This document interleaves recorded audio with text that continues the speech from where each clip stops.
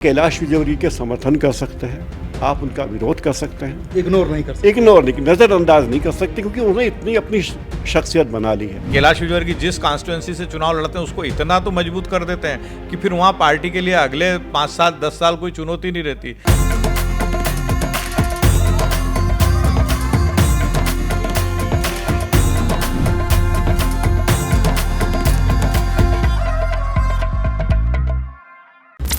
हम पत्रकार जब किसी शहर में जाते हैं और वहाँ की तासीर को समझने की कोशिश करते हैं तो हम उन अड्डों पे जाते हैं जहाँ पे लोग बैठे होते हैं, इकट्ठा होते हैं, बातचीत करते हैं। लेकिन जब हम प्रेस क्लब में आते हैं, जो पत्रकारों का अड्डा है, तो वहाँ से हमें वो चीज़ें मिल के आती हैं, वो चीज़ें छन करके आती हैं जो आम पब्लिक कभी हमारे सामने जाहिर नहीं करती। क्योंकि आम पब्लिक की जो निष्ठाएँ हैं, अपनी अपनी निष्ठाएं हैं। किसी की निष्ठा भारतीय जनता पार्टी के साथ हो सकती है, किसी की निष्ठा कांग्रेस के साथ हो सकती है, किसी की निष्ठा आम आदमी पार्टी के साथ भी हो सकती है, समाजवादी पार्टी और जेडीयू भी है। तो हम इन्हीं निष्ठाओं को दरकिनार करके आ गए हैं प्रेस क्लब इंदौर और यहाँ के वरिष्ठ पत्रकारों से ये जानने और समझने की कोशिश कर रहे हैं कि पूरे इंदौर में और पूरे मालवा निमाड़ में जो भारतीय जनता पार्टी और कांग्रेस के बीच का मुकाबला है वो कितना दिलचस्प है।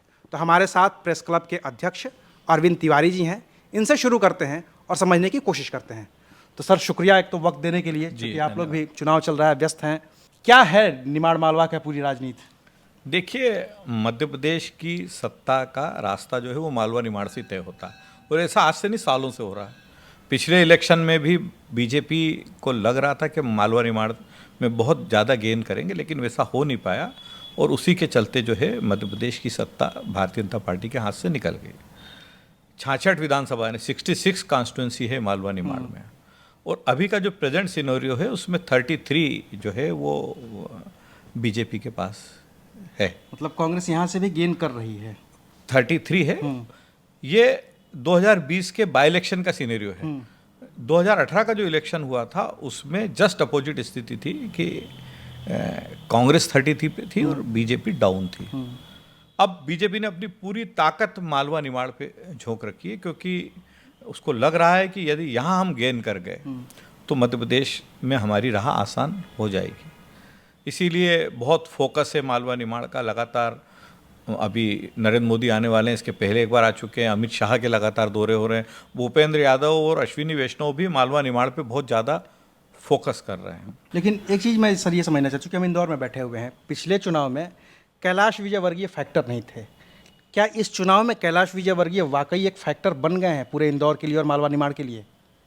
देखिए, ये तो नहीं कहा जा सकता कि कैलाश विजयवर्गीय मालवा निमाड़ के लिए फैक्टर बन गए हैं, लेकिन चूंकि कैलाश विजयवर्गीय पार्टी के बड़े नेता हैं, इंदौर से 6 बार विधायक रह चुके हैं, तो उनके इंदौर 1 से मैदान में आने का कहीं ना कहीं असर तो देखने को मिल रहा है। भाई स्वाभाविक है ना, जब कोई बड़ा नेता चुनाव लड़ता है किसी कॉन्स्टिट्यूंसी से तो उसके आसपास की जो कॉन्स्टिट्यूंसी है वहाँ पर थोड़ा सा जो संबंधित पार्टी का कैंडिडेट रहता है उसको एक राहत हो जाती है। एक बड़ा लीडर भले ही उसकी कॉन्स्टिट्यूंसी में वो उतना समय नहीं दे पा रहे हो, क्योंकि कैलाश विजयवर्गीय बहुत मतलब ऐसा इलेक्शन लड़ रहे हैं जो उनकी प्रतिष्ठा से जुड़ा हुआ, उनके राजनीतिक भविष्य से जुड़ा हुआ इलेक्शन, इसलिए कोई जोखिम वो नहीं लेना चाहते इस इलेक्शन में, इसलिए वो पूरा समय अपनी कॉन्स्टिट्यूंसी में दे रहे हैं। दूसरा है कि पार्टी लीडरशिप ने उनको मध्य प्रदेश की कई सीटों पे भेज रही है, तो वहाँ भी जाना पड़ता है उनको। तो अब ये संभव नहीं हो रहा उनके लिए कि बाहर भी जाएँ, फिर अपनी कॉन्स्टिट्यूंसी का भी ध्यान रखें और इंदौर की दूसरी कॉन्स्टिट्यूंसी में। तो कैलाश विजयवर्गीय मालवा निमाड़ में इस दौर में अभी कोई फैक्टर नहीं है कैलाश विजयवर्गीय। हाँ, इंदौर में जरूर, इंदौर की जो 9 सीटें हैं उसमें कहीं ना कहीं कैलाश विजयवर्गीय फैक्टर रहेगा, दिखेगा। क्योंकि देखिए 2 नंबर विधानसभा क्षेत्र जो है वहाँ से कैलाश विजयवर्गीय विधायक रहे, उन्होंने पहला चुनाव, देखिए कैलाश विजयवर्गीय ये 4थी असेंबली कॉन्स्टिट्यूंसी है जहाँ से चुनाव लड़ रहे हैं। अपने पॉलिटिकल करियर की शुरुआत 1990 में उन्होंने इंदौर 4 से की, वहाँ से जीते। उसके बाद इंदौर 3 में आ गए, वो 3 चुनाव उन्होंने इंदौर 3 से जीते।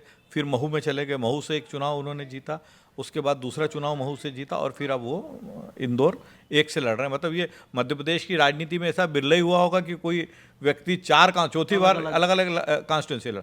अच्छा, कैलाश विजयवर्गीय जिस कॉन्स्टिट्यूंसी से चुनाव लड़ते हैं उसको इतना तो मजबूत कर देते हैं कि फिर वहाँ पार्टी के लिए अगले 5 साल 10 साल कोई चुनौती नहीं रहती। इंदौर 4 से वो पहला चुनाव जीते, उसके बाद आज तक वहाँ कांग्रेस पांव ही नहीं जमा पाई, जबकि ये वो सीट थी जहां 1977 में भी कांग्रेस जीत गई थी, जब देश भर में जनता लहर थी, तब वहां से जीत गई थी पार्टी। लेकिन जो है कैलाश विजयवर्गीय की खासियत है कि जिस कॉन्स्टिट्यूंसी से इलेक्शन लड़ते हैं उसको वो इतना मजबूत कर देते हैं। इंदौर 2 से जब वो लड़े तो उसके बाद देखिए ना, आपकी 93 के बाद से आज तक इंदौर 2 में भारतीय जनता पार्टी को कांग्रेस कभी शिकस्त ही नहीं दे पाई। इसके पहले जबकि 1990 में उस कॉन्स्टिट्यूंसी में जब मध्य प्रदेश में जनता पार्टी की सरकार बनी तो वहाँ पे कांग्रेस का कैंडिडेट जीता था। तो इसलिए कैलाश जी एक फैक्टर है, लेकिन इंदौर में ही है। हम ये हाँ इंदौर में ही है। इंदौर में तो फैक्टर हैं कैलाश विजयवर्गीय, मालवा निमाड़ में उस तरीके से उनका प्रभाव नहीं देखा जा रहा है। कैलाश विजयवर्गीय का प्रभाव इंदौर में है, निमाड़ के कुछ इलाके में है। महेश्वर में जो विधायक बने हैं वो उनके शिष्य रहे हैं। महू में वो खुद पहले रह चुके हैं विधायक, वो उनका गढ़ है। इंदौर 4, इंदौर 2 से वो जीत चुके हैं, इंदौर 3 से उनका बेटा जीत चुका है। तो इस तरह इस इलाके में उनका अच्छा प्रभाव है। कुछ इलाके में, कुछ इलाका बुरहानपुर निमाड़ का एक इलाका छोड़ दें तो उनका प्रभाव अच्छा है। और कैलाश विजयवर्गीय की खूबी है कि वो अपने आप को कहते हैं कि मैं देश का नेता हूँ, बीजेपी का नेता हूँ। हरियाणा में बीजेपी की सरकार आई तो मैं उसके लिए जिम्मेदार हूँ। बंगाल में जो बीजेपी लिमिटेड 3 से 70 पहुंची तो मेरी भूमिका है। सरकार नहीं बन पाई क्योंकि बंगाल के भाजपाइयों को ये बात कबूल नहीं थी कि मालवा का कोई आदमी या मध्य प्रदेश का कोई आदमी आके बीजेपी को लीड करे, तो उनका सहयोग नहीं रहा, ये बात भी कही जाती है। लेकिन जो भी हो 3 से 70 पहुँचाना कोई छोटी बात नहीं थी। तो कैलाश विजयवर्गीय ने, और 4 बार के लगातार बीजेपी के राष्ट्रीय महासचिव हैं। हालांकि बीजेपी के कई राष्ट्रीय महासचिव होते हैं, कई उपाध्यक्ष होते हैं, लेकिन वो महत्वपूर्ण नेता हैं।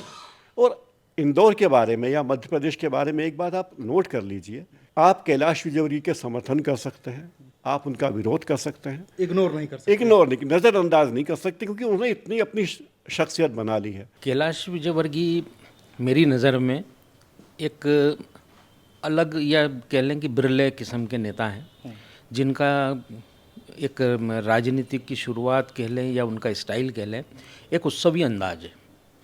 ये बात मैं बताऊँ, मैं आपको 90 के सन में जब विधानसभा चुनाव में उनको पहला टिकट मिला, उसी चुनाव में उनके पिताश्री की डेथ हो गई थी, उनका निधन हो गया। तो वो चुनाव में 13 दिन बाद सक्रिय हुए।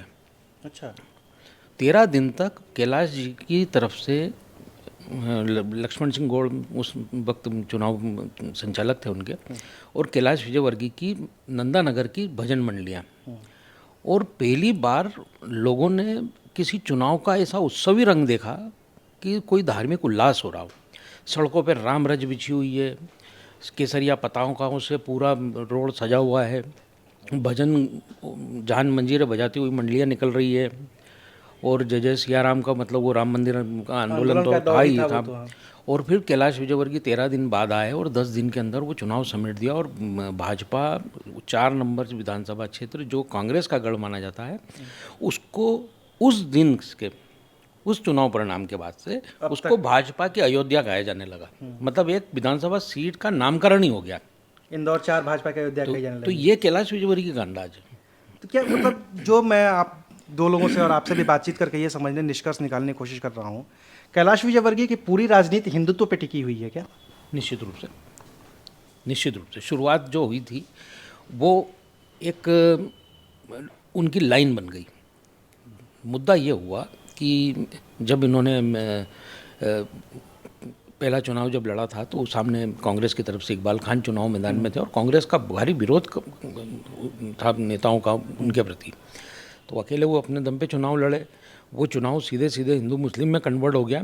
और उस पीरियड में कुछ ऐसा मुद्दा हुआ था जब कैलाश विजयवर्गीय ने करबला मैदान में रावण दहन की घोषणा कर दी। अच्छा, तो उनको एक हिंदू हार्डलाइनर नेता के रूप में इस बयान ने स्थापित कर दिया था। उनकी एक कमी मेरे राय में यह है कि वो कई बार ऐसे शब्द बोल जाते हैं जो लोगों को खटकते हैं, जैसे बोलचाल की भाषा में कहते हैं बड़बोलापन, या हल्के शब्दों का उपयोग कर देते हैं, वो नहीं करना चाहिए। आप देखिए दूसरे नेता तोमर जी या शिवराज सिंह जी कभी हल्के शब्दों का इस्तेमाल नहीं करते। बड़े नपे तुले सधे हाँ, अंदाज में जवाब देते लेकिन हैं वो ये लोग। चूंकि दिल खोल के बात करते थे, उन्होंने दिल खोल के कह दिया कि भाई मैं तो समझता था कि मैं बड़ा नेता हो गया हूँ, अब मुझे कहाँ चुनाव में जाके लोगों के हाथ जोड़ना, लेकिन फिर टिकट दे दिया। और कांग्रेस ने उसी को मुद्दा बना अब उन्होंने अपने कार्यकर्ताओं के बीच ये बैठक की, मैं आपसे बोलूँ कि यार मैं तो चाय पीने यहाँ आया था, आप मिल गए, तो मैंने सोचा चलो आपको बाइट दे दूँ, ऐसी बात हो, मतलब ऐसा हो या ना हो। हाँ हाँ, ये तो लेकिन औपचारिकताएं लेकिन होती हैं। उसको अगर कोई ऑफिशियल रूप से कहे तो उन्होंने अनौपचारिक कहा और वो बात का बतंगड़ बन गया।